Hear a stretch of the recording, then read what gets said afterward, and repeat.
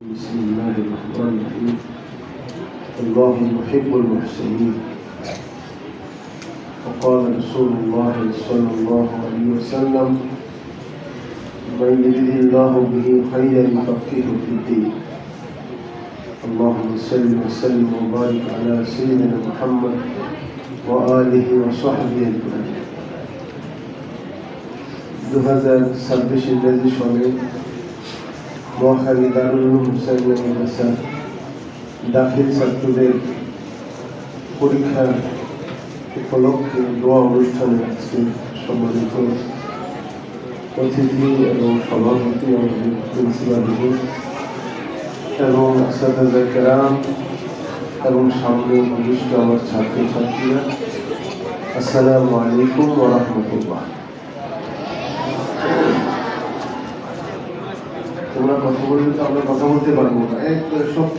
সকলের জন্য, সকলের জন্য। এই মেয়েরা তোমরাও বেলুন এখন ফুটে লাগছে, এই বেলুন ফুটে কথা শোনো। আলহামদুলিল্লাহ, আজকে আমরা দাখিল পরীক্ষার্থীদের জন্য দোয়া অনুষ্ঠানে বসছি। সকলে বলি আলহামদুলিল্লাহ। আমরা তাদের জন্য দোয়াও করব আর তাদেরকে উৎসাহ দিব যাতে তারা ভালো রেজাল্ট করে আমাদের মাদ্রাসার তাদের অভিভাবকদের সুনাম সুখ্যাতি তারা অক্ষুণ্ণ রাখতে পারে। পরীক্ষাটা তো বোঝই যে যদিও ক্লাস 8 ক্লাস 6-এ ওরা অনেকে পরীক্ষা দিয়েছ, কিন্তু দাখিল পরীক্ষাটা একটু ব্যতিক্রম। যেহেতু অন্য সেন্টারে দিয়ে দিতে হবে, সেই ক্ষেত্রে আমাদের মাদ্রাসার যারা ছাত্র, আমি অনুরোধ করবো আমাদের মাদ্রাসার যে পোশাক আছে, তোমরা যদি এই পোশাক পরে যাও, এটা আমাদের জন্য সুনাম, তোমাদের জন্য সুনাম। যেই মাদ্রাসার ছাত্র ওই মাদ্রাসার একটা নিজস্ব স্বকীয়তা নিয়ে গেলে ওই প্রতিষ্ঠানে এর একটা গুরুত্ব আসবে।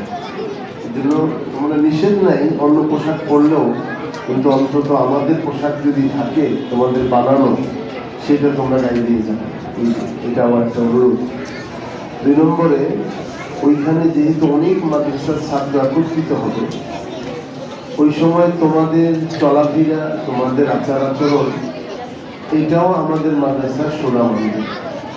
ইতিপূর্বে অনেকবার এরকম হয়েছে, আবার কথা বল, ইতিপূর্বে আমাদের অনেক ছাত্র এরকম হয়েছে, এখানে মারামারি হয়ে গেছে।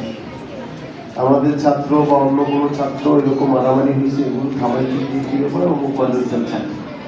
এই জন্য আমরা তোমাদের কাছে চাইব যে তোমাদের দ্বারা এইরকম কোনো আচরণ সেখানে যেন না হয়।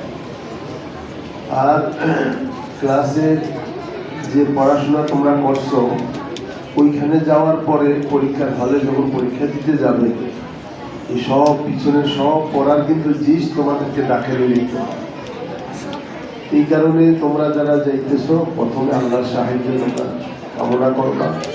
ফজরের নামাজ অন্তত ওই দিন, প্রতিদিন যদি কাজাও হয়, ওই দিন কিন্তু ফজরের নামাজ কাজা না হয়। জামাতের সহিত ফজরের নামাজ পড়ে তারপরে সকাল থেকেই প্রস্তুতি নিতে হয়। সকাল থেকেই প্রস্তুতি নেওয়া আল্লাহর সাহায্য পেলে বড় সাহায্য।